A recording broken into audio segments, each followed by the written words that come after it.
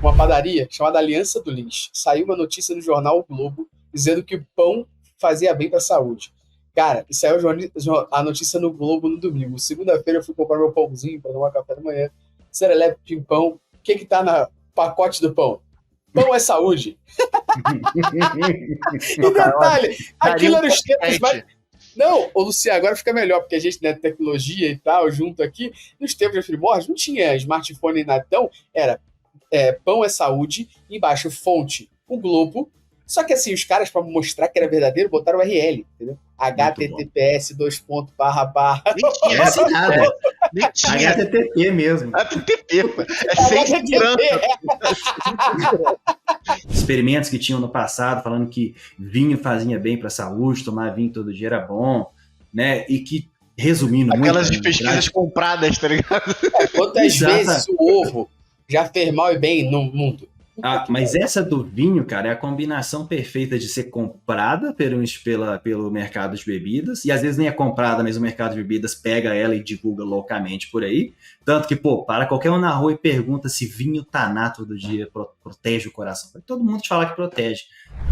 Fala aí, analítico de plantão, belezinha? Tá no ar, tá valendo. Hoje o tema é polêmico. Vamos falar um pouquinho, nada demais assim, mas só um pouco do porquê. E vamos contextualizar bem com a pessoa que escreveu esse artigo aqui. Por que os cases de TXAB e CRO não são confiáveis? E para isso, como o tema é polêmico, né? Eu vou chamar logo o Luciano aqui, porque o Luciano gosta desse negócio, né, Luciano? Eu não gosto de nada, não. Eu vim aqui na paz, sou uma pessoa da paz. Aí, tudo certo. Quem arrumou a conclusão foi ele, agora eu só vou perguntar, tá ligado? Mas tradicionalmente, Luciano, quem arruma confusão aí é tu, né? Falando de dashboard de 90 páginas, esse bagulho por aí.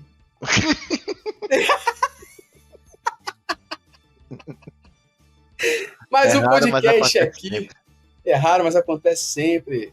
Como sempre, você está vendo e ouvindo tanto eu como o Black Diamond of Analytics aqui comigo, o senhor Luciano Fialho, e para chamar aqui, ele já esteve no Summit, ele é brother aí de longa data já de mercado, o cara que manja muito dos Paranauê, de TXAB e CRO, e um dos que mais bem explica todos os conceitos por trás, assim como o André também da Lupus Mais, vai dar um salve para ele aqui. Vamos chamar aqui o Rafa Damasceno, que ele escreveu um artigo que foi exatamente o tema desse nosso podcast, que é a maioria dos testes, dos cases de TXAB e CRO não são confiáveis. E eu vou pedir para você se apresentar, Rafa, caso alguém não te conheça ainda no mercado da nossa audiência aqui, que acho mais difícil. Eu vou pedir para você começar se apresentando, falando um pouquinho de você aí, que a gente já começa com a trocação.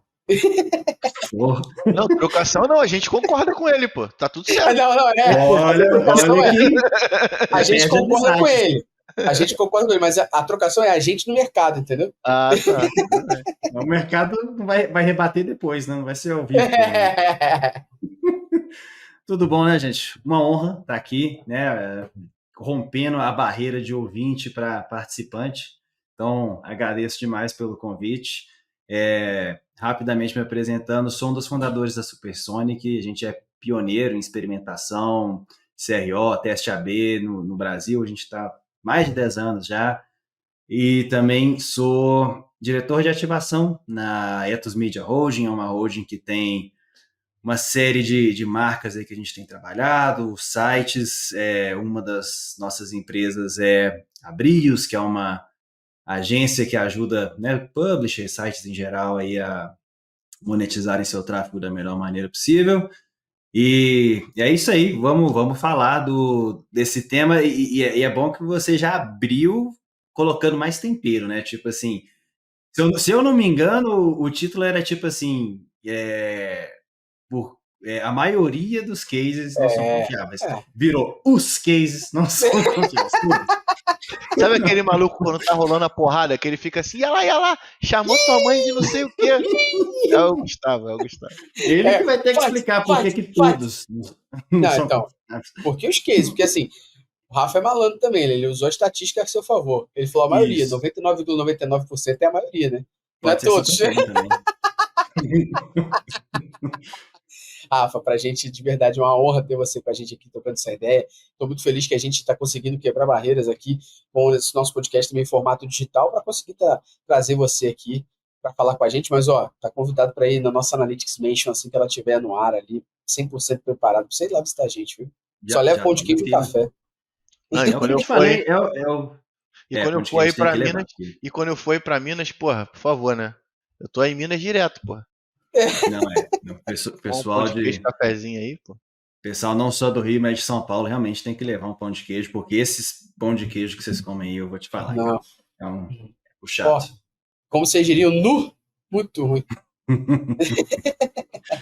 Rafa, obrigado mais uma vez por estar aqui. Queria que você começasse contextualizando para a gente o porquê, quando a gente fala a maioria dos cases teste AB e CRO, eles não são confiáveis. A gente leu seu artigo, lógico, mas eu queria que você trouxesse aqui para a gente o que te levou a publicar isso, a falar sobre isso, porque, assim, verdade seja dita, é que a gente tem muita gente falando que faz teste AB e quando no final o que a pessoa só faz é trocar a cor do botão. Então, eu já vi isso, infelizmente, acontece. Trocar a cor do botão pode ser um teste, não tem nem nada contra isso, não, vai. Tem vários níveis aí. Mas você falar que a única coisa que você fez o ano todo foi trocar as cores para testar qual a cor melhor, é foda. É que E são aí muitas cores, né? entendo, São muitas cores. Opa, eu São entendo o muitas seu cores. calor ali, concordo com você. E eu queria que você começasse falando pra gente por quê que esses cases de teste AB e CRO não são confiáveis. é assim, Gustavo, eu acho que um bom paralelo que a gente pode fazer é que o motivo pelo qual os cases em geral, a maioria dos cases não são confiáveis, são muito parecidos com os motivos pelos quais a maioria dos experimentos científicos não são confiáveis, né? E já deixando claro que não tem nada de negacionismo aqui, se tem alguém que abraça o método científico, sou eu. Mostra a BCG, tá ligado? Mostra aqui, ó, a BCG tá aqui, Tem, ó. todas, eu e meus filhos, todos com vacinas em dia, né? Então, assim, muito pelo contrário. O método científico, ele é a maior invenção da história da humanidade, a gente deve quase tudo ao método científico, mas ele não é perfeito. E assim, o mundo, né? A gente vai ficando velho, vai percebendo que quanto mais velho a gente fica, mais a gente percebe que o mundo tem muito pouco preto ou branco e quase tudo é cinza, né?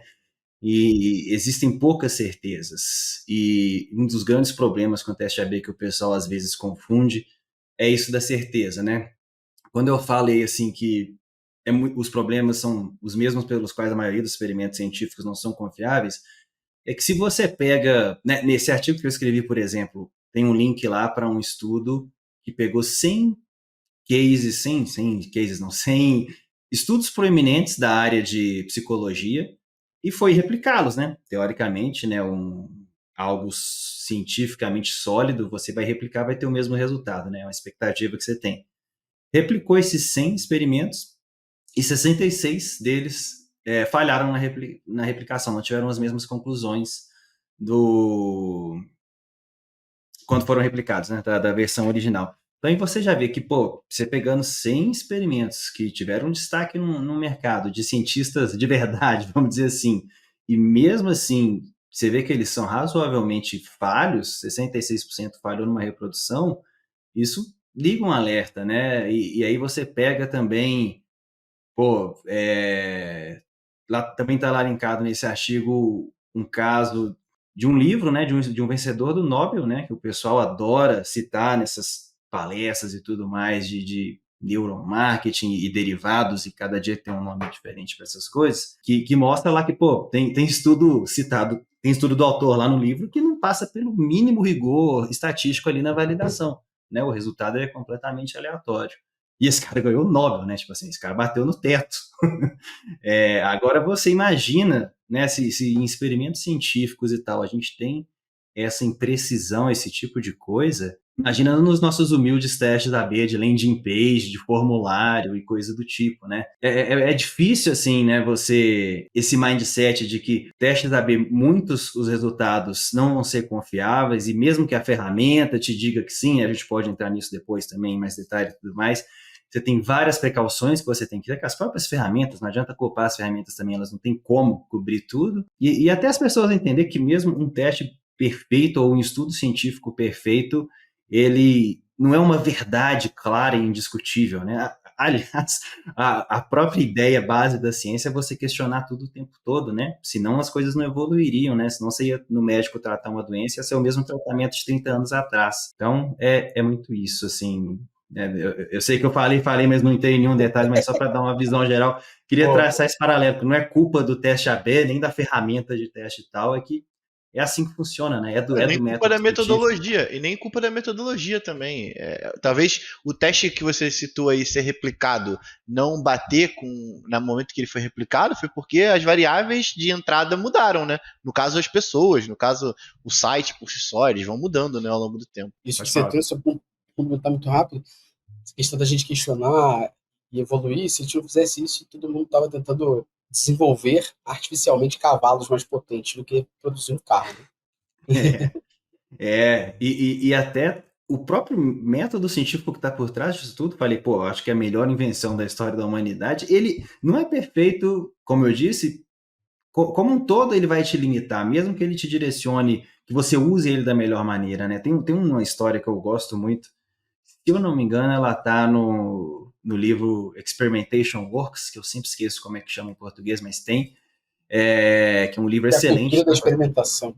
Boa, excelente livro, vale a pena demais para quem quer entrar nesse mundo de experimentação ou precisa convencer algum chefe a isso, porque não tem linguagem técnica, super acessível, leitura super leve e muito bom. Lá tem uma história, eu acho que é lá nesse livro, tá? 90% de certeza. Aí, já não bateu a significância estatística, não é confiável o meu comentário. Provavelmente é nesse livro que tem a história lá que estudos sobre acupuntura. Ele pega os estudos sobre a eficiência da acupuntura feitos na China, onde o negócio é milenar, sempre existiu, tá na cultura da galera isso, e estudos feitos sobre acupuntura fora da China. E pega só estudos que, com rigor científico, que passa na exigência mínima para ser estatisticamente válido, que a gente pode entrar nisso depois também e tudo mais.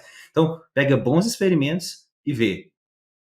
Fora da China, 50% dos experimentos concluem que a acupuntura funciona, que é benéfico. E outros 50% que não tem efeito prático nenhum. Na China, todos os estudos concluíram que funciona. Saca? E por que está essa diferença? Né? Por que na China 100% conclui que funciona e fora da China só 50%? Ninguém sabe por quê. Ninguém sabe apontar o dedo e falar por quê. Porque o rigor científico, teoricamente, é o mesmo nesses dois grupos aí. Mas existe um background cultural, né? O tal do nosso bias, né? Desculpa o inglês desnecessário, mas às vezes eu esqueço as palavras, desculpa. Por mais que a gente tente ser o mais objetivo, 100% objetivo possível, isso não existe, né? Vai ter sempre alguma coisa por trás, mesmo você aplicando método científico e tudo mais, que pode poluir o seu resultado, né? Então, é limitado, né? Essa coisa de ter certeza, às vezes as pessoas vão fazer CRO, teste AB, experimentação, esperando, exigindo certeza, e de novo, pouquíssima coisa no mundo é preto ou branco, tudo é cinza. O máximo que você vai conseguir são fortes indicativos de uma certa coisa. Poucas semanas atrás, eu estava conversando com o time de experimentação de um grande produto brasileiro, que acho que a maioria de nós usa com muita frequência. Não posso nem falar vertical, senão fica muito óbvio quem que é. E, cara, galera excelente, super gente boa, e compartilhando comigo que eles tinham essa dificuldade com os times que estavam executando experimentos, deles entenderem que se ali está falando que a versão B ganhou da A no teste AB, não quer dizer nem que é certo, é garantido que a B é melhor que a A, e nem que ela é 4,8% melhor, igual está mostrando ali na ferramenta. Não é essa a lógica, né? Tem milhões de detalhes que a gente pode discutir aí, mas esse mindset de que não existe certeza, existe, vamos chamar de redução de risco ou informação para te ajudar numa tomada de decisão, ele é muito mais correto, digamos assim. Você levantou uma bola interessante, porque a maioria das pessoas que talvez estejam ouvindo a gente, muita gente pode estar iniciando nos seus testes ou começando a ver, deve ser você, melhor do que a gente até, sabe que o mundo virou de ponta cabeça quando o Optimize morreu, né? Que aí todo mundo falou assim, o que eu faço agora? Vou ter que pagar? Isso custa? Eu achei que era de graça, né? A galera começou a entender o valor, de fato, né, monetário do negócio. E como custa, exatamente. Então, muita gente acaba utilizando ferramentas para fazer o teste, não só pela facilidade, funcionalidade das ferramentas em si, mas também porque as ferramentas trazem para você o vencedor ou o perdedor ali dentro. Como é que a gente, então, pode confiar e seguir confiando no nosso resultado quando uma ferramenta traz pra gente ali venceu, perdeu? Como é que a galera pode olhar a ferramenta dizendo venceu, perdeu, falar venceu mesmo, perdeu mesmo? Quais são os pontos assim que a gente pode usar? Gustavão, existe assim, poxa, uma série de boas práticas e não é simples, não é óbvio, né? Não é à toa que uma boa prática, inclusive, no método científico, nos experimentos em gerais, é o tal do peer review, né? Que é tipo assim, um outro cara olhar para o que você fez e falar, pô, faz sentido, acho que você não vacilou em nada, que é isso mesmo.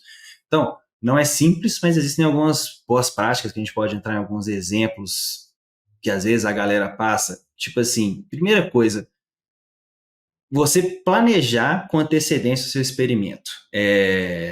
Não é simplesmente chegar e falar, vamos pegar esse exemplo horroroso aí que você usou das cores dos botões, não é simplesmente chegar e falar, deixa eu rodar um teste de cor de botão aqui e configurar na minha ferramenta de teste AB. Graças a Deus não é o Google Optimize mais, que era um desses causadores de cases incorretos, e eu posso dar alguns exemplos de como ele fazia isso depois. Mas, para não perder a linha aqui, primeira coisa, muita gente nem sabe disso. A significância estatística, né, que muita gente tem na cabeça, chegar em 90%, 95% tá bom, e a ferramenta te fala lá que chegou em 90%, 95%, parabéns, seu teste é vencedor. Pode ser que não. Dependendo do jeito que você analisa um teste AB, você pode pegar um teste que, sei lá, teve 4 conversões na variation e 2 conversões na control, e ter 95% de significância estatística lá, a variation converte 100%. Mas na hora que você olha, esse público, ele é insignificante, né? São 4 conversões contra 2, né? Você tem uma grande diferença entre eles de 100%, mas é um universo muito reduzido de pessoas. A chance disso ser sorte, azar, é muito grande. Então, assim, existe uma coisa que você faz antes do experimento, que é o tal de calcular o power, né, de um experimento, que é meio que assim, a chance que... Não vou ficar entrando demais em detalhes conceituais de estatística, primeiro, por honestidade intelectual, que eu sou só um mero publicitário. O que eu aprendi foi para sobreviver nesse mundo de teste AB, uma coisinha ou outra aí que eu sei de estatística. Então, até para não ofender os pessoal de estatística, Data Science ouvindo a gente aí, vou passar só na base aqui, deixo para eles, né, ensinarem mais a gente nos detalhes aí. Mas, idealmente, você calcula esse tal do power, que é meio que a chance de você detectar uma diferença ali na taxa de conversão entre as duas versões da página, caso ela exista. E esse power, ele tem que ser, idealmente, de pelo menos 80%. E é isso que vai te ajudar a definir, né, e combinado com a significância estatística que você quer atingir idealmente, e uma outra coisa que é o mínimo, é o MDE, né, Mínimo Detectable Effect, que é o mínimo de impacto na taxa de conversão que você quer atingir, isso combinado vai te falar quantos visitantes provavelmente você vai ter que ter naquele teste AB para ter um resultado confiável, né?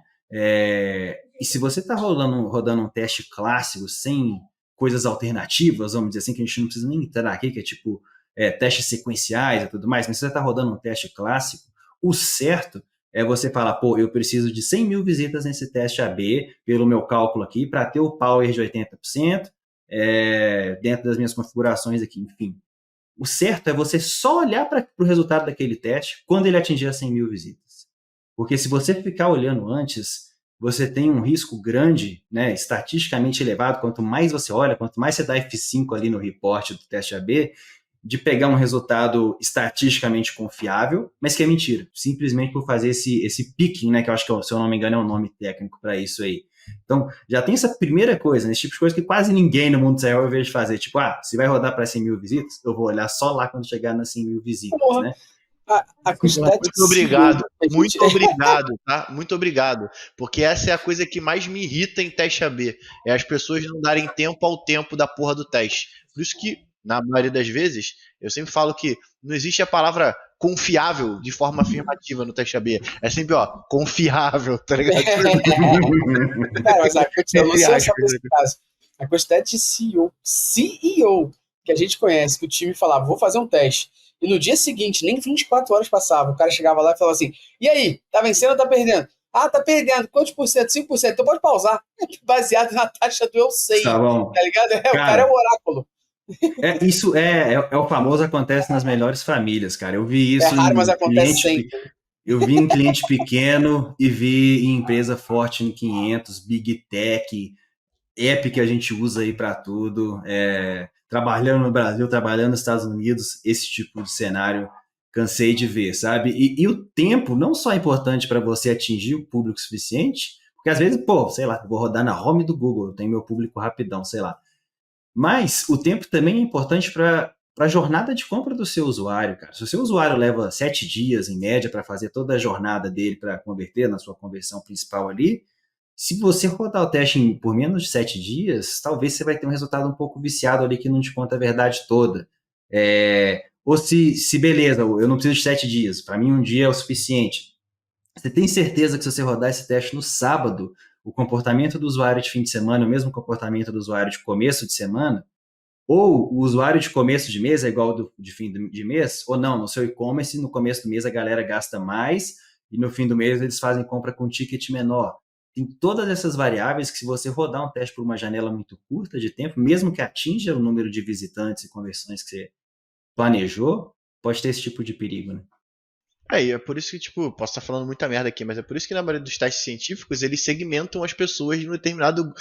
Pegando em pessoas de 35 anos que têm hipertensão. E aí eles vão fazer o teste em cima de uma segmentação e não só em cima do. Vamos pegar todas as pessoas aqui. Se eu quero testar algo que só esse grupo vai ter o mesmo comportamento, não tem como a gente testar. Então, pô, eu quero entender se musculação afeta pessoas que têm hipertensão. Eu tenho que pegar o mesmo grupo de pessoas com a mesma idade, com a mesma doença, e ainda assim eu posso estar falando merda, sacou? Eu posso chegar algo que não é 100% confiável, sacou? Sim, porque você pode pegar pessoas de 35 anos com hipertensão, só que uma já foi atleta, a outra não é. Aí você pega uma outra pessoa que malhava e deixou de malhar, outro que nunca malhou, o outro que tem emagrecimento mais fácil, que tem um metabolismo mais acelerado. Você tem tanta merda para afetar aí. Essa seleção dos públicos, ela é uma parte chave do pré-teste que a gente está falando aí, né? Em teste AB no nosso mundo digital, isso é até menos difícil, mas ainda assim tem seus problemas, a gente pode falar. Mas no offline, isso é muito mais difícil. Tem gente, pega supermercado, por exemplo, nas grandes redes americanas, tem equipes inteiras que servem para planejar como que eles vão rodar um teste AB, porque você tem que selecionar no grupo controle e variação ali da sua rede de supermercados, uma coisa mais ou menos equilibrada. Você não pode pegar só capitais no controle e só cidades do interior na variation, se você quer testar o posicionamento ideal para um produto tal na prateleira. São públicos diferentes, então você tem que garantir que esses públicos são o mais parecidos possíveis entre si. Isso é difícil para cacete, como eu falei, tem equipes inteiras para fazer isso no offline. Esses dias eu postei, né, da história lá dos experimentos que tinham no passado, falando que vinho fazia bem para a saúde, tomar vinho todo dia era bom, né, e que resumindo aquelas muito. Pesquisas compradas, tá ligado? Quantas vezes o ovo já fez mal e bem no mundo? Mas essa do vinho, cara, é a combinação perfeita de ser comprada pelo mercado de bebidas, e às vezes nem é comprada, mas o mercado de bebidas pega ela e divulga loucamente por aí. Tanto que, para qualquer um na rua e pergunta se vinho taná todo dia protege o coração. Todo mundo te fala que protege. Sendo que, né, o que se entendeu, aliás, desde o começo, tá, quando esses experimentos saíam lá décadas atrás, os cientistas, que de novo, a obrigação nossa é ser cético, é questionar tudo para chegar na verdade, o mais próximo da verdade possível, eles falavam, cara, você está comparando aqui, né, essas pesquisas falavam que quem bebe todo dia um vinho tem 40% menos chance de ter doença do coração, ou sei lá o que, coisas assim. Mas aí esses cientistas que tentavam chegar o mais perto possível, no tal do peer review aí, falavam, cara, provavelmente o seu grupo de quem bebe um vinho todo dia tem muito mais grana do que o seu grupo de quem não bebe um vinho todo dia. Aí esse cara tem mais acesso a tratamento de saúde, tem mais educação, pode comer mais legume, pode comer mais verdura, tem milhões de motivos para esse cara viver mais ou ter menos doença tal, não sei o que, não sei o que. No seu grupo de quem não bebe, possivelmente você tem gente que já ficou doente de tanto que bebeu no passado e já não pode mais beber.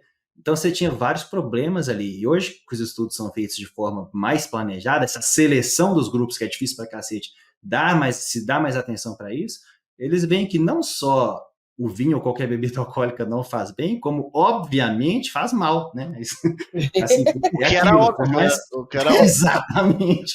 Mas a gente quer ouvir que a bebida que a gente gosta faz bem. Afinal, E tem um Tô ponto cuidando da saúde aqui, pô, tomando eu. E tem um ponto desse teste que é muito maneiro, que assim, eu não vou lembrar o nome da substância específica, mas é que de fato tem uma substância dentro do vinho que faz bem pro coração, mas na quantidade cercada de 90 que fazem mal. Mas só que dentro da quantidade que uma taça de vinho tem dessa substância, ela é insignificante. Detalhe, a taça, inclusive, que o nego falava, 2 cálices, era de vinho do Porto, que era desse tamanho, né? Nem um cálice aí o maluco bota uma garrafa de 2 litros, o sangue de Boar, e fala, pronto, tô bebendo vinho todo dia. Essa parada que o Rafa falou foi muito engraçado, porque eu lembro, quando eu morava lá no Lins Vasconcelos, aqui no Rio, uma padaria chamada Aliança do Lins. Saiu uma notícia no jornal O Globo dizendo que o pão fazia bem para a saúde. Cara, saiu a notícia no Globo no domingo. Segunda-feira eu fui comprar meu pãozinho para tomar café da manhã. Serelepe, pão. O que tá no pacote do pão?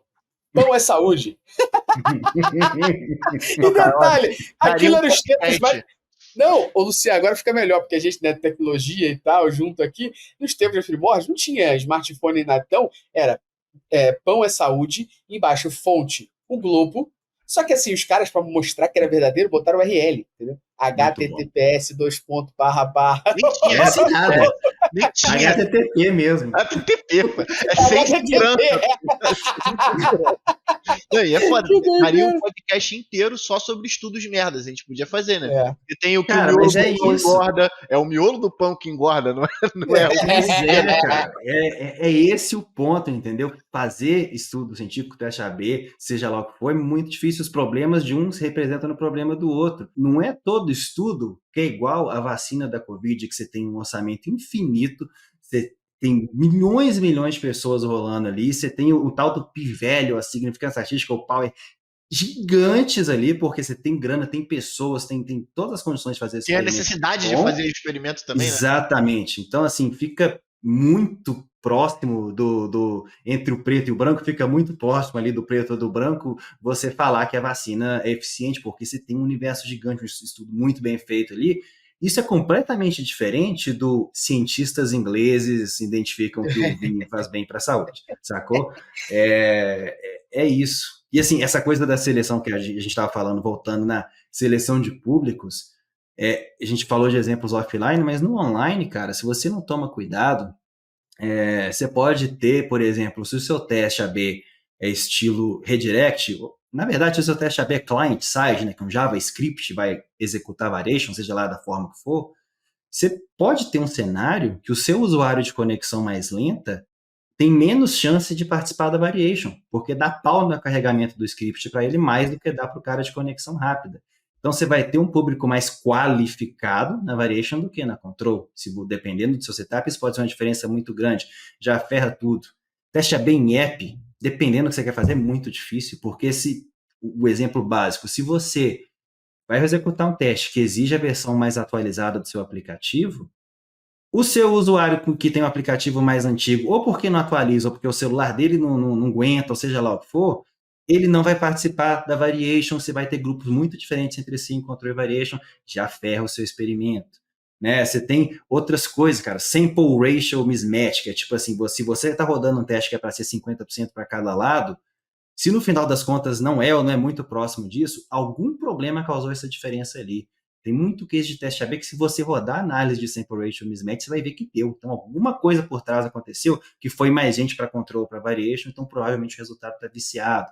Então, tem várias no meio, tem muita coisa, né? E no meio do caminho a gente decidiu fazer uma ação que, triplicou a quantidade de pessoas que não são qualificadas ou que não conheciam o nosso produto. Tudo isso pode afetar, né? E aí tem um ponto disso que para mim é a grande parada, né?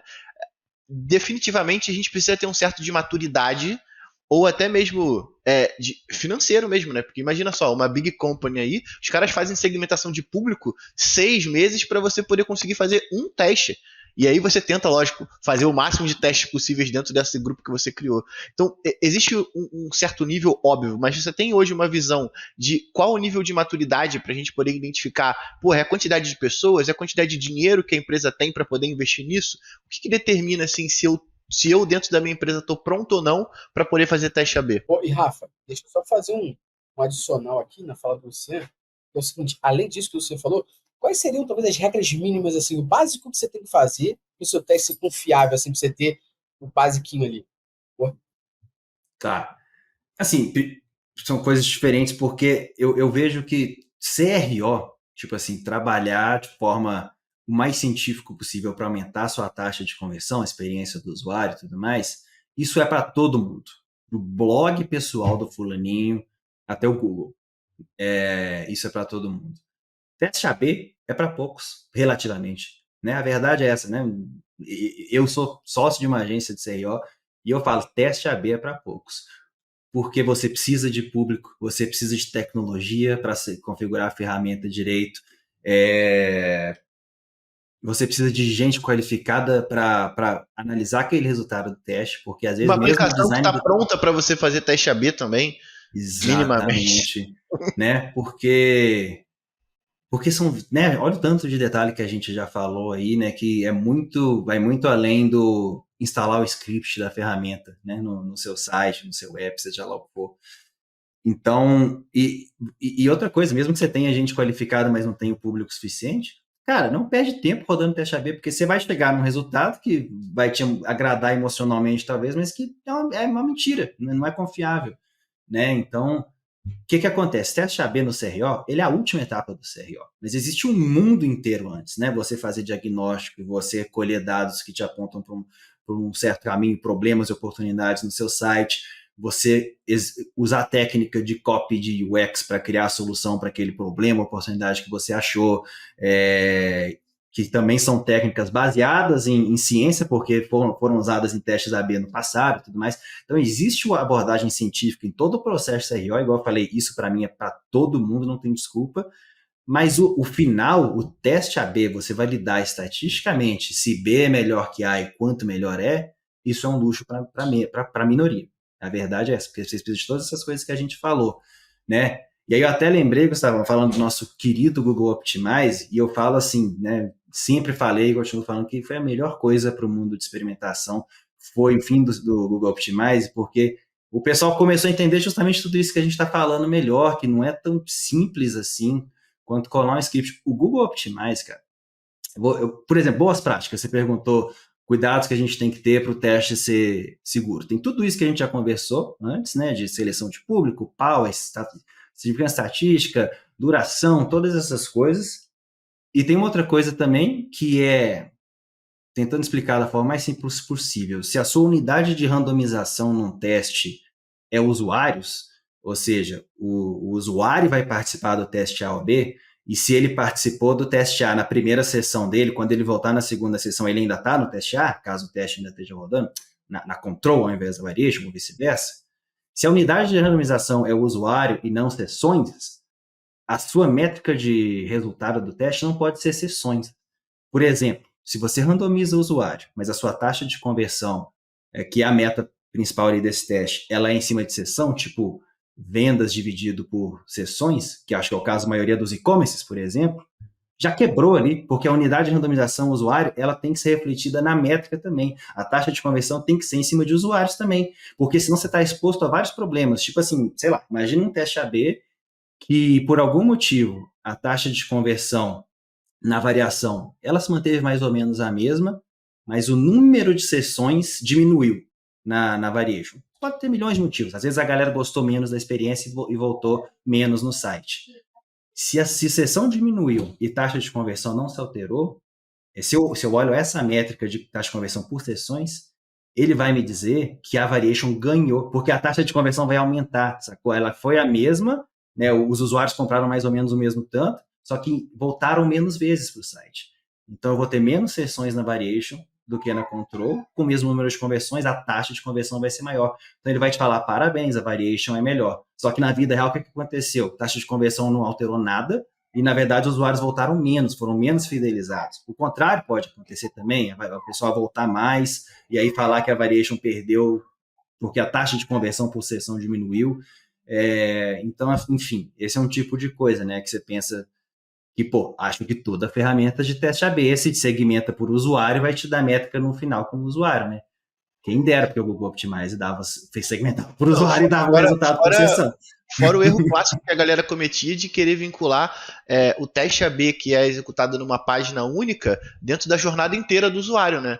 Então, tipo, acho que isso foi até algo que o Google Optimize evoluiu com o tempo, de você definir o objetivo em cima de um comportamento específico. E aí você tem o objetivo primário e o secundário por trás, que isso demorou um tempinho para poder chegar lá dentro. E o Google é maluco, porque ele ouviu Damasceno, mas ao mesmo tempo ele é maluco. Por quê? Ele lança o GA4, que permite você ter taxa de conversão da sessão e do usuário, mas mata o Optimize, pô. Quando ele, enfim, lança uma taxa de conversão do usuário, ele mata a ferramenta. Cara, aí a gente entra no mundo da especulação, e hoje eu também sou uma pessoa muito light, eu sou cliente do Google agora lá na Ethos, então eu tenho que segurar um pouco a minha onda e tudo mais, mas pode ser simplesmente que, né, às vezes eu sou uma empresa que eu sou legalmente forçada a acelerar o lançamento de um produto de analytics, porque senão a Europa vai me destruir, né? Posso ser qualquer empresa, tá? Supostamente. Pode ser que o mundo me force a lançar minha nova ferramenta de analytics do jeito que ela tiver, porque senão eu vou ter problemas legais. E aí eu preciso focar todo o meu time de produto nessa ferramenta e os ajustes que eu tenho que fazer na minha ferramenta de teste AB, e aí vamos lembrar, teste AB é para minoria e não para maioria, eu deixo ela para um segundo momento. Até lá, eu integro com essas outras ferramentas de teste AB que já tem no mercado aí. Inclusive, eu sou sócio de uma, que é o Optimize. Né? Além de tudo, vamos ser honestos que quando eu olho a linha de crédito, eu falo assim, o GA tem gente que me paga, o Optimize, opa! Exatamente. Né? Para onde eu vou focar, né? Tem gente que me paga e é importante para muito mais gente do que o Google Optimize.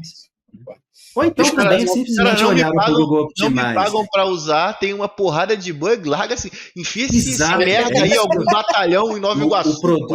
O produto já estava tão ultrapassado, tão abaixo das outras opções, que essa pode ter sido um dos fatores da decisão. Tipo, larga essa porcaria, entendeu? Só dá ticket de suporte a essa porra. A galera tipo, não tem muita noção de que esse produto, o Google Analytics, é um produto, tal como o produto que você administra aí. Então, tipo, deve ter algum PO aí que deve falar, pega essa porra aí, tira essa porra aí, foda-se. Só gera trabalho. Não duvido. Mas tudo supostamente, né? Quando essa informação que a gente acabou de passar aqui é confiável. Eles anunciaram o Sunset. Teve gente dentro do Google, quando anunciaram o Sunset, que falou que já não tinha mais ninguém trabalhando no Optimize há meses, né? Porque provavelmente ou você desistiu, ou você virou todo mundo para o GA, porque senão está ferrado. Enfim, né? Nunca vamos saber. Podia ter feito com o tempo, né? Mas... Não, acho que não. Esse que é o problema. Acho que não. Não, porque assim, uma ferramenta que estava desde 2015 na mesma versão, podia ter feito com o tempo, né? Podia ter feito Mas, assim, que ferramenta maravilhosa, né? Que tá ajudando aí todo mundo. As pessoas que nunca tiveram ligações a dados em nenhum momento da vida, pô, é o seu primeiro amor, né? A pessoa perde a virgindade dos dados na maioria das vezes com o jornalista. Fazer o quê? Cara, ela é maravilhosa. A gente não pode negar isso. E se ela fosse um pouco mais intuitiva, talvez vocês iam ter menos alunos também, né? Então, exatamente. Tá bom para todo mundo. Bom para geral. Olha o mercado que ela arrasta. Olha o mercado que ela ajuda. Ela faz isso no final. É o choque de cultura aqui agora. No final, isso é de propósito, Fernandinho. De propósito, porque eles são parceiros dessas instituições que ajudam. Imagina se eles deixam o negócio funcional. Pô. Total. Pode olhar que os principais acionistas do Google têm ação em empresas de educação também. E aí, é igual essa galera de empresa de venda de ingresso, que também é sócio das empresas de revenda de ingresso e faz tudo simples eles mesmos. Fica tudo em casa.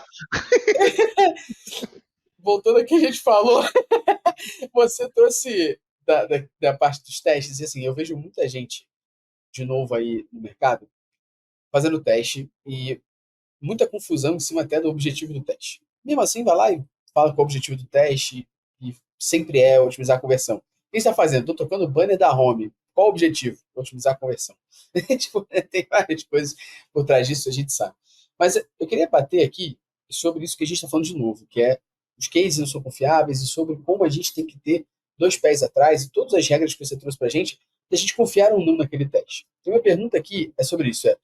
Vamos supor que eu estou usando uma ferramenta Optimize, VWO, A/B Taste, Convert, Croct, whatever do mercado aí.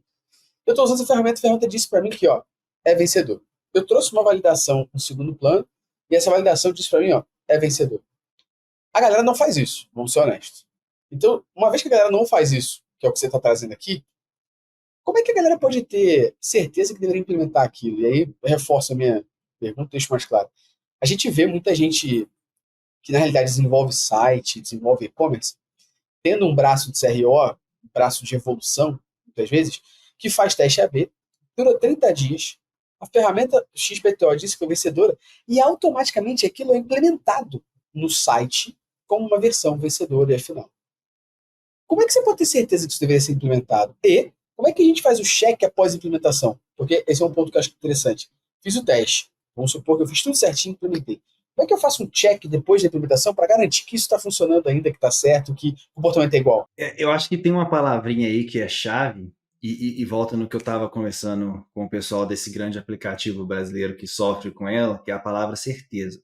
Certeza não existe. Você tem informações que te ajudam numa tomada de decisão para você avaliar com mais clareza quanto de risco você está disposto a correr. Por exemplo, né, assim, uma ferramenta de teste AB te mostra lá a variation ganhou por 5,3%. Estatisticamente falando, isso não existe, né? O que existe, né, de forma simples, existe 95% de chance de que a variation seja entre 4,3 e 6,4, sei lá, por cento melhor do que a control.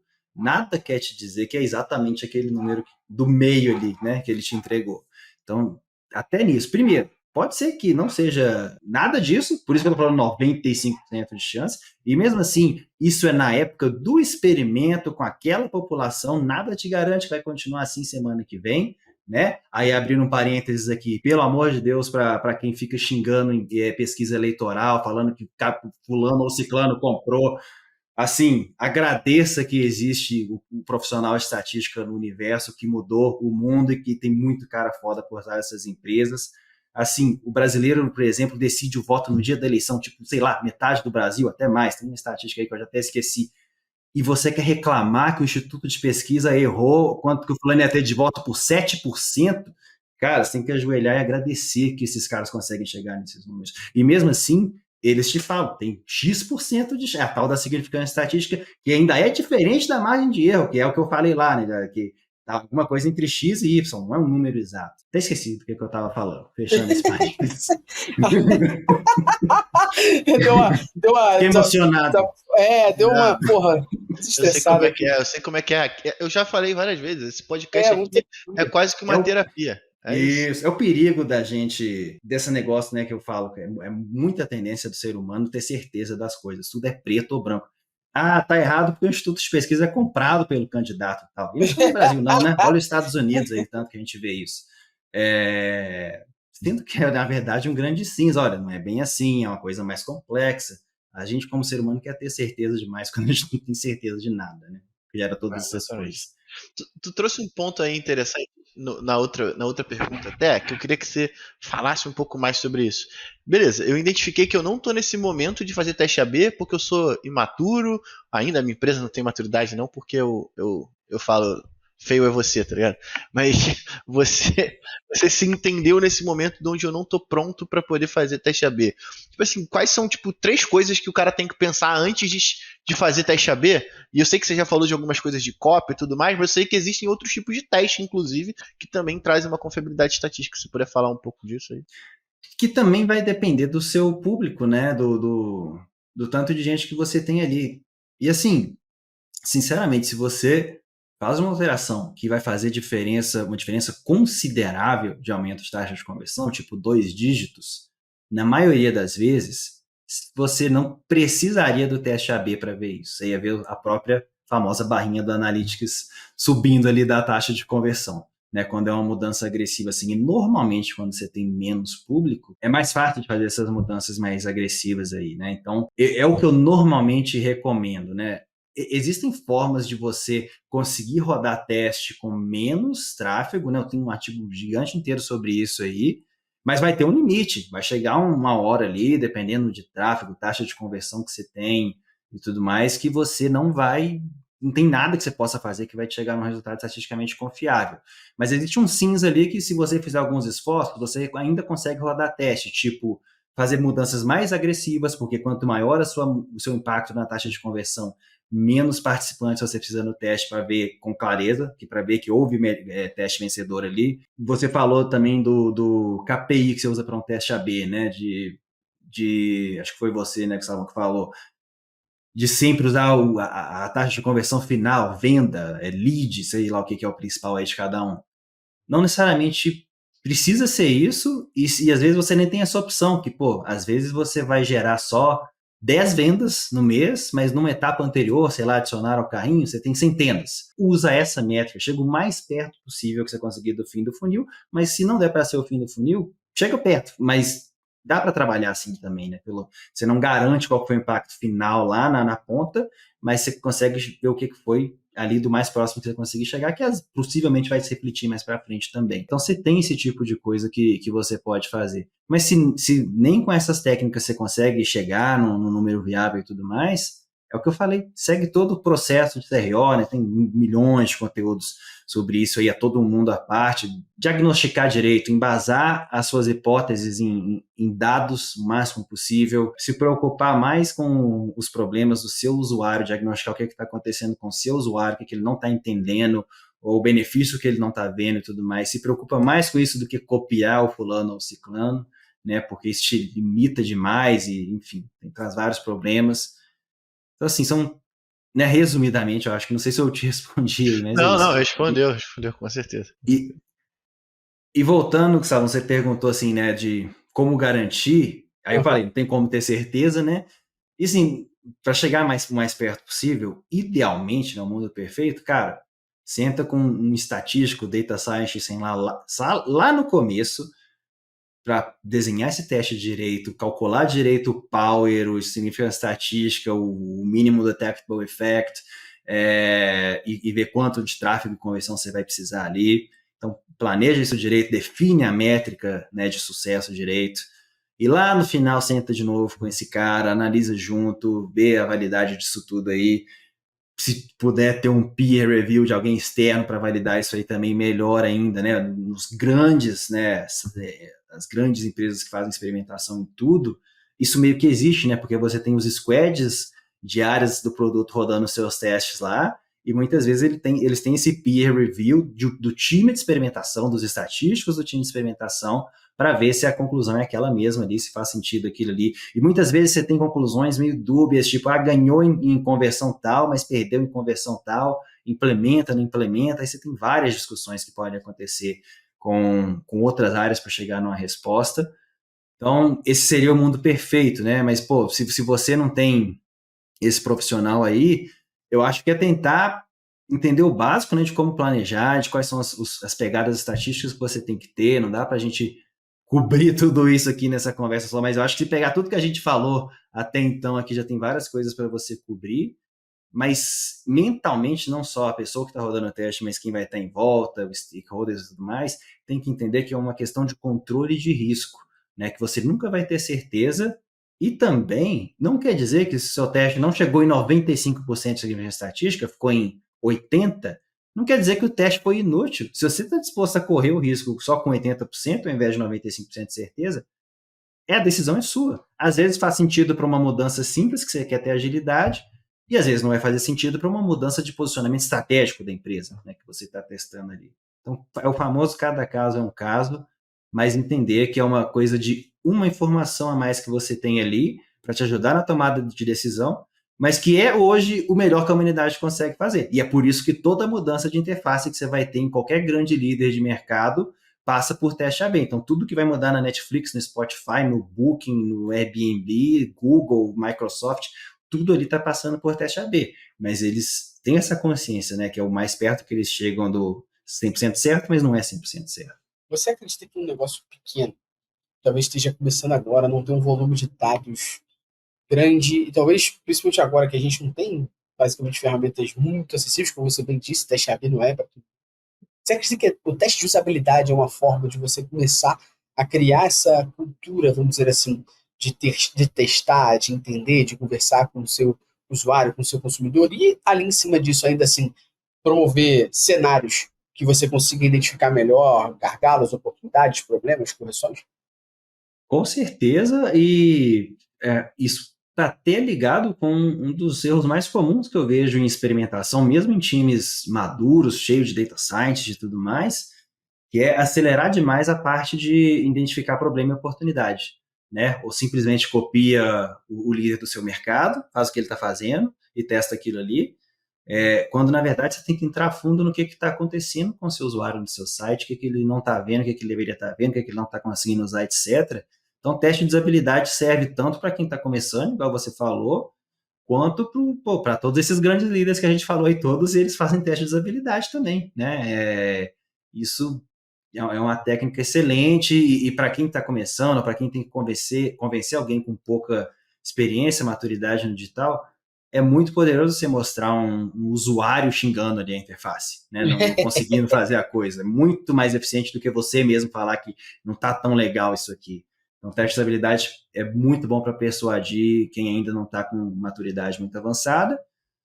Do mesmo jeito que sei lá, você coloca um plano grátis de um Hotjar, de um Mouseflow e pega a gravação de alguma sessão do usuário fazendo tudo errado no seu site, clicando em alguma coisa, dando erro e tudo mais, isso é muito melhor do que você falar que poderia ser melhor, é muito mais persuasivo. E o teste de usabilidade, ele muitas vezes eu vejo muita gente negligenciando ele depois que descobre o teste AB, quando na verdade não é um ou outro, é um e outro, né? E a Eu gente vê. Desculpa, eu queria falar que eu já Pode falar, pode falar. estive em grandes empresas que o time de UX tentava barrar teste AB por ter medo de que um ia substituir o outro, né? Porque eles faziam muita estabilidade, eles não manjavam tanto de teste AB, então tinha uma... cara, era uma grande empresa de seguro dos Estados Unidos, não era tipo o boteco aqui da frente, não. E a conversa foi justamente essa, cara, pelo contrário, para fazer teste AB direito, eu preciso dos testes de usabilidade, saca? O teste de habilidade pode ser minha bússola, para onde eu vou testar. E aí o teste AB é onde vai me dar a celeridade disso. Né? Ao invés de eu ter que ficar botando no ar, eu tenho uma celeridade no teste AB. E eu lembro disso porque até dica para a galera que está começando mesmo, que é começar a defender essas implementações em suas empresas, o teste de usabilidade ele te ajuda, porque se você fizer de um jeitinho, talvez o que eu vou falar, pode ter gente que não concorde, mas se você fizer de um jeitinho mais festivo, chama atenção pra caralho. Então, por exemplo, se você fizer um dia específico do teste de usabilidade, convidando essas pessoas para o teu estabelecimento, botando essas pessoas na sala, tendo lá exatamente qual é o teste de usabilidade que você vai promover, você medindo certinho, gravando, tirando foto, cara, isso vira meio que um festivo, assim, para sua empresa, um momento festivo para sua empresa, e o CEO, o CTO, o CMO, eles querem ficar olhando, porque o consumidor está ali, o consumidor está testando na hora. Isso começa a gerar para você, talvez, essa segurança que te falta dois stakeholders ali aprovarem aquilo que você está precisando, sacou? É uma boa. E depois você não precisa esquecer do teste de usabilidade, ele pode ser a bússola ali para ajudar a sua rota do teste AB. Então, acho que E isso teste de usabilidade também não é os foda-se não, tá? não é o Testa aí não. Existe todo... Vai estudar essa porra antes de começar a fazer também. Sacou? Ele é bem mais acessível, mas ele também tem ciência por trás. Então você tem que estar bem estruturadinho pra... Ciência, lógica, dado, estatística. Porque tem uma galera que testa o site aqui pra mim. Não é coisa que a gente tá falando. Imagina. Não é você chamar sua avó e testar o site da sua avó, entendeu? A não ser que sua avó seja o target, né? Exatamente. Tem. Não testar com o time também. E não testar com o time, né? Então, tem várias coisas aí no meio do caminho. A gente tem uma história clássica. No métrico, estou fudido. Tem uma história clássica na Supersonic, quando a gente multiplicou a taxa de conversão da Casa Mineira, que o principal teste de usabilidade, Casa Mineira era, né, a principal rede de imobiliários aqui de Belo Horizonte, foi comprada pelo Quarto Andar recentemente. Recentemente não, deve ter um tempo já. Desculpa, quinto andar. Fiquei na dúvida. Cara, as histórias de São Paulo são foda. A gente pode compartilhar, a gente pode dizer o dia e o horário que a gente está gravando isso, porque eu tenho 2 meninos, um deles está com 2 meses de idade. Não, você tá completamente certo. Não, bateu. Você te entende, Eu te entendo. Mas, enfim, o principal usuário de teste de habilidade ali, fonte de insights, foi o meu pai, e eu fiz exatamente isso, pai, num domingo. Acha um apartamento para você comprar aqui. E ele não conseguiu fazer nada no site. E assim, foi super, agilizou muito meu trabalho. Cara, pra gente ir para os nossos finalmente aqui, antes da gente te jogar na bola, na fogueira aqui, que é o bate-bola, como é que a gente pode começar, ou como que as pessoas que estão ouvindo a gente podem, de fato, começar uma cultura de experimentos, uma cultura de experimentação dentro da sua empresa? E aí, dentro dessa pergunta, eu queria dizer também como convencer as pessoas ali de que, poxa, tudo bem a gente perder, mas a gente aprende com isso. Porque acho que a maior dificuldade que a galera tem no dia a dia é consegue convencer, e às vezes para convencer acaba super valorizando o que vai fazer, ou super faturando, né, o que vai fazer na ideia. A ideia não dá certo, porque é um teste, pô, se fosse certo a gente experimentava, e no final a pessoa que está lá em cima, o stakeholder, o tomador de decisão, o investidor, olha e fala, putz, mas perdemos. E aí? Como é que a gente então cria uma cultura de experimentos desde a base para que todo mundo esteja orientado, drivado nisso? Eu sei que não é fácil, mas eu sei que você tem bastante experiência para isso. Se você está rodando teste AB em tudo que você faz, que é o jeito que deveria ser, porque vamos voltar de novo, sempre usando os grandes líderes de mercado como referência. Se é assim no Google, na Microsoft, no Booking, no Spotify, todo líder de grande vertical, provavelmente é porque é o jeito certo. E aí, se você está tentando fazer igual eles, se rodando o teste AB para toda mudança que você faz, o teste AB perde, sua missão é educar o stakeholder para ele olhar para essa derrota e falar: nossa, ainda bem que a gente testou isso antes de publicar, senão minha taxa de conversão ia sofrer um impacto de X%. É isso que o teste perdedor é. É você proteger o que você já conquistou. É você validar se uma mudança sua vai te ajudar ou vai te prejudicar. E não existe vergonha em te prejudicar, porque, quer dizer, no teste não ganhar, se você também atrela de novo com os grandes líderes, que é público, informação compartilhada por Google e Microsoft, pelo menos, que 90% das mudanças que eles fazem não impacta a taxa de conversão, não aumenta a taxa de conversão. Ou perde ou fica na mesma. Agora, você acha que eles não deveriam testar, já que 90% não funciona? Eles iam andar para trás em 90% dos casos. Iam ficar aumentando a complexidade de produto sem impactar a taxa de conversão ou publicando coisa que, na verdade, piora a taxa de conversão deles, faz eles andar para trás, né? Então, normalmente, quando se leva os stakeholders, você fazer essa ligação com casos reais, de empresas reais que bancam seus concorrentes, tende a ser um jeito simples de mudar esse mindset, né? E tem, poxa, vários outros benefícios dependendo de qual que é a prioridade da empresa. Você pode falar disso, que é o jeito mais seguro de proteger o que a sua empresa já tem, porque se alguma coisa for piorar seus resultados, você vai ter isso em tempo real ali. Você pode também dizer que é o melhor jeito de aprender sobre o seu usuário.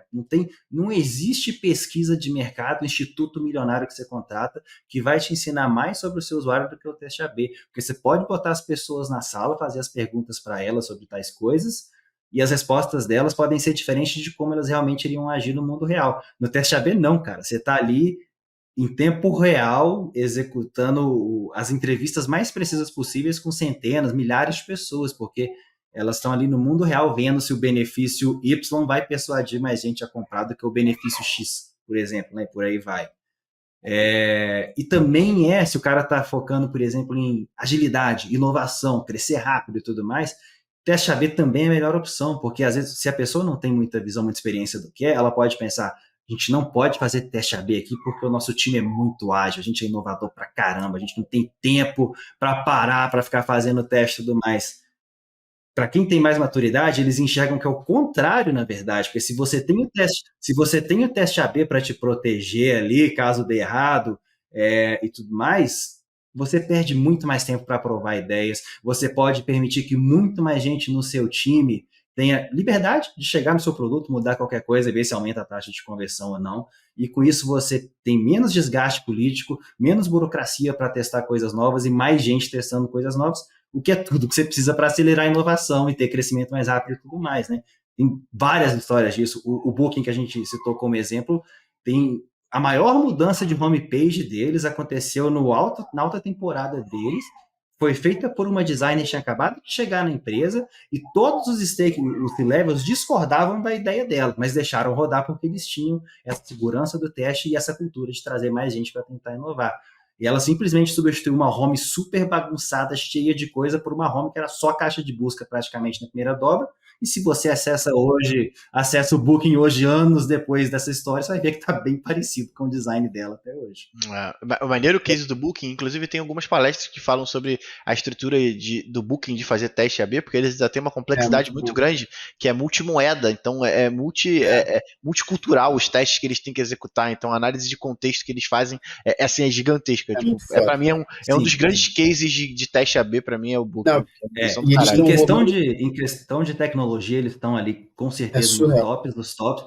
Talvez, poxa, não estejam no mesmo nível de uma Netflix, alguma coisa assim, talvez. Né? Eu também não estou lá dentro para ficar fazendo essas comparações precisas, mas pelo que a gente vê do lado de fora, assim, né? Mas, por exemplo, do ponto de vista de cultura, de todo mundo poder inovar e não ter milhões de reuniões e tem que ver com o fulano e não sei o quê, e ter esse ambiente seguro para inovar, questão de cultura e experimentação, provavelmente o Booking é top 1 do mundo. E com certeza estão usando o Optimizer, né? Com certeza. Ficou só pra eles. Sacanagem. Pô, mas essa parada do Booking é foda, porque eu tenho um amigo meu, Rafael Cid, trabalha numa empresa de UX em Barcelona, e antes dele sair daqui do Brasil pra morar fora e trabalhar, ele foi fazer entrevista no Booking. E, fez a entrevista, passou, e aí depois teve uma dinâmicazinha lá pra rolar. Sabe como é que era a dinâmica? Era como ele de UX ia fazer parte da cultura de experimentação. Eu tô falando isso, sei lá, 10, 12 anos atrás. É o coração da empresa, cara, com certeza. 10, 12 anos atrás. Uma das etapas era como ele ia se adaptar à cultura de experimentação da empresa. Isso é coisa de maluco. E é foda, né? Porque é tipo assim, parece não. Com certeza é algo que vem da cultura de C-level, né? E não, né? Então fica muito mais fácil você enraizar isso, né? Nesse nível, se o C-level não tiver completamente esclarecido daquilo ali, não tem jeito, e é o que eu sempre falo com as pessoas, se você já tentou de tudo e o C-level não entendeu ainda, não quer mexer com isso, não quer priorizar, troca de emprego, porque a vida é uma só, a carreira passa rápido, fica velho rápido, e você está perdendo seu tempo. E só para fazer uma brincadeira aqui com a galera que está ouvindo a gente, que é bem novinha, o Booking foi lançado em 96, tá? Só para ficar claro na sua mente, e você não achar que o Booking é algo de 2012, 15, 20. Não. 96! Joguei um Google aqui rapidinho para ter propriedade na fala. Era um sitezinho de Amsterdã que, com esse foco em experimentação, espancou todos os gigantes investidos dos Estados Unidos no seu mercado. Ô, Luciano. E é a prova que maconheiro trabalha, né? Só piada escrota mesmo, foi mal. Não tinha como segurar. Desculpa. Como é que a gente volta depois da porra dessa, cara? Isso aí. Quem tiver com parente reclamando aí e tal, você fala, e o Booking? Como é que faz? E o Booking? Conta o case de inovação e experimentação do Booking. Fala se eu ouvi no podcast o Luciano. Não, pelo amor de Deus. Mas bota nessa rabuda não, bota o Luciano. Ô, Luciano, vou falar de coisa boa aqui, que a galera que está ouvindo esse podcast pode estar ouvindo esse podcast o quê? Tendo uma experiência melhor ainda. Eu vi que você, enquanto estava aqui conversando com a gente, você deu um gole, assim, uma boladinha numa caneca que é linda, exatamente, tem um néctar sagrado aí dentro. Exatamente. Qual o néctar sagrado que tem dentro? Coffee Mais, muito forte, nosso patrocinador aqui. Tem Drip Coffee, tem café em grão, tem tudo lá para você poder garantir dentro do site deles, inclusive com 15% de desconto, beleza? Então o link tá aí na descrição para você poder garantir o seu Coffee Mais muito forte. E a galera tem que comprar onde, Luciano? Porque se não comprar no que a gente tá falando, a galera é o quê? Porra, aí tu me fudeu. Se não comprar no link aqui, a galera é o quê? Não, se não comprar no link, porra, vocês são, sei lá, mano, a tomada 3 pino, sei lá que vocês são, mano. Tem que ser no link, porra, que link tem 15%. Por quê? A galera depois fala, porra, aí tomei o Coffee Mais uma vez, vocês falaram? Provei, porra, muito bom, compro direto no aeroporto. Pô, tu tá é de idiota, né? sacanagem. Acima de tudo, você é idiota, né? Porque tem um link. Porra. Primeiro que você é idiota que você tá comprando no aeroporto, que deve ser uma fortuna no aeroporto. Segundo que você tem um link aqui de 15% de desconto, né? E a galera Porra. faz mesmo, manda foto pra mim de mercado com a caixinha do Coffee Mais. Eu falei, pô, tá idiota, só pode ser, tá ligado? Tu tá me Idiota. fudendo e se Atestado. fudendo. Exatamente. Deixa eu fazer uma prova social orgânica aqui, tá? Que eu sou Aí, cliente, ó. consumidor. É de Minas, né? Então, É, É com de certeza. Minas. Isso. né, o Brasil é o maior produtor de café do mundo e Minas é o maior produtor de café do Brasil. E o café do sul de Minas é, de longe, o mais qualificado do nosso planeta. Bem melhor que esses que é de cocô de bicho, não sei o quê, inclusive. E eu compro Coffee Mais há anos, tá? É Olha aí. top do Antes top. de virar modinha, antes de virar modinha. Antes de virar Antes de modinha. Métrica Boss surgir. Tá vendo aí, Tiagão? Olha É. aí, olha aí. É, depoimento ao vivo aqui. Luciano, se a galera quiser estudar um pouquinho mais aí sobre análise, tem algum lugar que tu recomenda? Pô, cara, eu não costumo recomendar, não, mas assim, sacanagem. Tem o Métricas Voz Prime com mais de 20 treinamentos aí. Tem o link aí pra você garantir. E aí vai ter, lá quando você clicar no Ó, link, vai ter uma Vai promoção. descobrir que tem um presente. Vai Tem um descobrir que tem um presente. presente. Clica aí nessa O porra presente aí. é esse, é um presente misterioso. O que você quer? Dá Ah, 5 estrelas no podcast, se inscrever e seguir o presente misterioso. exatamente. Aí, Luciano, pronto. Clica Tô aí e seguindo. garanta essa promoção. Vai ter Porra. uma promoção. Qual? Aí Promoção você aí. vai decidir. E pode ser que eu mude a promoção depois do lançamento do podcast. Então, tipo assim, vai mudando de sacanagem num teste AB. Tipo assim, uns E, ó, vão clicar e vai ter só 5% de desconto, outros vão clicar e vão ter não vai 50%. saber nem ter um teste Janela AB. anônima, hein, gente? Janela Não, teste anônima AB. aí. E, ó, o Damasceno falou aqui. A gente está falando no podcast sobre os cases de teste AB e CRO, não são confiáveis, não são verdadeiros. Porque a galera não está usando a mamba negra. Porque dizem por aí que se a galera faz o teste AB com a mamba negra, com a peita, menos X mais dados, aumenta um pouquinho a chance de dar certo. Se você quiser, então, se você quiser garantir nossa parceria com a reserva, tá aqui, ó, o linkzinho também com a moral para você. Corre lá e garante sua mamba negra da Analytics, fechou? Damasceno, a gente vai para um bate-bola rapidinho aqui, que é a bola na fogueira. Para você não pode pensar, sacou? Então isso aqui Isso tem aí que eu já ser faço tá no- bastante. É. Falar Tem as que ser. coisas sem pensar, Ó, inclusive, eu cara, tenho um certo talento pra isso. esse é o momento, Damasceno, fala que eu te escuto, entendeu? É a terapia da Métricas Voz. É a terapia Exatamente. analítica para você. Então, você vai soltar aqui assim, e pode contextualizar à vontade, mas não pode pensar muito. Fechou? Deixa comigo, natural. Então bora lá. Qual o maior erro dos profissionais na experimentação? A gente falou agora, né? É acelerar a parte da hipótese, sair testando qualquer coisa, jogar na parede, ver se gruda. É a mesma coisa de um médico querer dar remédio antes de diagnosticar a doença, né? Então, investe tempo, para de preguiça e busca dado quantitativo e qualitativo para embasar suas hipóteses. Depois vai reclamar que o teste perdeu no final. A próxima pergunta eu vou te perguntar, mas eu sei já a resposta, que é uma ferramenta de teste AB. Eu sei que você vai responder com o Optimize. O Optimize, com certeza. Graças a Deus é impossível a pessoa usar esse produto hoje em dia. Então agora eu indico. Muito bom, né? Cara, eu não vou. Eu vou falar de duas que nunca ou raramente são citadas. StatSig, que é uma ferramenta do Vale do Silício, muita empresa bacana usa. Notion usa StatSig para teste AB. Uma pequena, não sei se vocês já ouviram falar, OpenAI usa essa ferramenta para teste AB. E são os caras, não tem teste client-side, tá? Isso pode ser um outro podcast outro dia, se vocês quiserem. Legal. Como que teste client-side tá ficando para trás cada vez mais e é menos preciso que o teste server-side, que é o jeito ideal de se fazer. Não tô falando para parar de fazer client-side, tô falando só que um é melhor que o outro. StatSig é uma ferramenta bem legal. E uma que ainda nem saiu, está em beta fechado, mas a gente está participando do beta, é bem legal, vale ficar de olho também, como a maioria das ferramentas mais modernas, não vai ter teste client-side, mas é muito boa, chama Confidence, é uma ferramenta que é simplesmente a ferramenta de teste AB que o Spotify criou lá dentro, usa há 10 anos, e eles vão lançar no mercado, se der certo o beta, espero que sim, eles vão lançar aberto no mercado para as pessoas comprarem, sei lá, do mesmo jeito que a Amazon lançou o AWS, depois que tinha estruturado lá, o Spotify vai começar a vender a sua própria ferramenta de teste AB, eles são super maduros, mandam muito bem. E, enfim, tem algumas coisas legais que eu não sei se eu posso compartilhar ou não de detalhes da ferramenta, então eu falo só para ficar de olho. Procurei Confidence by Spotify. Vou deixar uma dica, inclusive, porque tem uma que também tem... Para quem está montando uma infraestrutura de teste AB, tem uma que a gente está testando e utilizando, que é a Growthbook, que inclusive indica fortemente que você faça teste back-end. Beleza? Então, assim, é foda, né? Que a gente tá passando por um momento de fim dos cookies que a gente tá vivendo uma grande transformação. No dia que a gente viver a grande transformação de teste AB só no back-end, tá todo mundo fudido, tá? Mas meio que essas duas coisas andam juntas. Exatamente. Pra gente finalizar a última pergunta aqui, cara, essa aí você pode abrir o seu coração. O que você mudaria no mercado de CRO? Pode ser o mercado como um todo? Pô, legal. Pode, pô. Com certeza pode. E, na verdade, como que o CRO pode ajudar nisso? Porque sabe aquele meme que tá o cara no cantinho da festa, assim, todo mundo se divertindo e o cara tá no cantinho, eles não sabem que não sei o que. Aí sempre muda. É tipo eu vendo empresas bacanas com produtos legais, com tudo para dar certo, que simplesmente nem sabem que existe esse universo da experimentação e não aplicam isso. E assim, eu vejo isso há anos. De novo, trabalhei com empresa pequena e trabalhei com Fortune 500 e não está atrelado ao tamanho da empresa essa maturidade.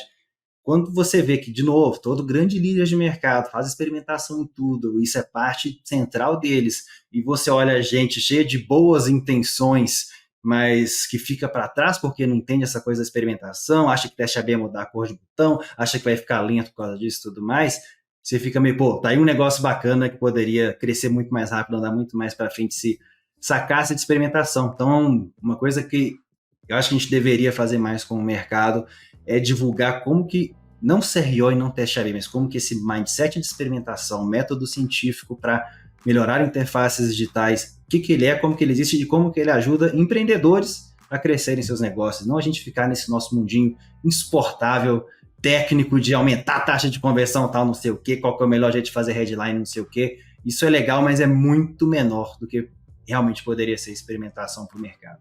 Porra, muito obrigado por isso, que estamos aqui há 10 anos tentando fazer, né, Luciano, essa porra? Não, se tivesse mais umas métricas boas aí no Brasil, o nosso PIB era outro, cara. Era outro. Mais uma prova social orgânica. Essa frase, mas é realmente isso, cara. Pô, a gente fica brincando aqui, mas vocês estão de parabéns demais, cara. A qualidade e a quantidade do conteúdo que vocês compartilham, que são duas coisas muito difíceis de combinar, é fundamental para o nosso mercado e eu, sei lá, não consigo pensar em ninguém no Brasil que combine essas duas coisas tão bem quanto vocês. Vocês estão de parabéns demais. Pô, muito obrigado. Depois manda o Pix pra gente, tá?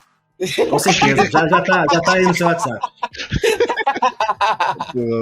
Não, Luciano, brigadaço por esse papo rico pra cacete. Falei, cara, a gente pegou esse teu artigo, que é muito bem escrito, tá na descrição pra galera ler, tá direto no LinkedIn do Damasceno aqui, porque, porra, foi um artigo muito bacana que você, depois que você tirou já a dor do peito ali, você deu uma maciada, falou, não, a gente pode trazer pra cá, pro podcast, pra debater isso em alto nível, que acho que vai ser bem legal e vai desdobrar isso aí, com certeza, em vários lugares. Eu tenho certeza que se tem uma comunidade que vai ficar falando a quinta-feira inteira sobre esse podcast, é a comunidade CRO.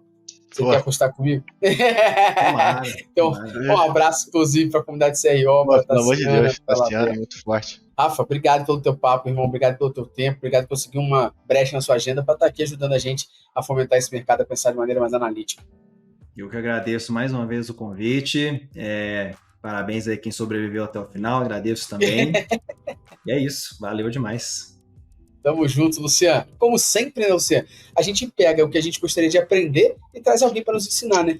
É isso, cara. A melhor consultoria do mundo é ter um podcast. Um abraço e até o próximo episódio. Valeu! Valeu!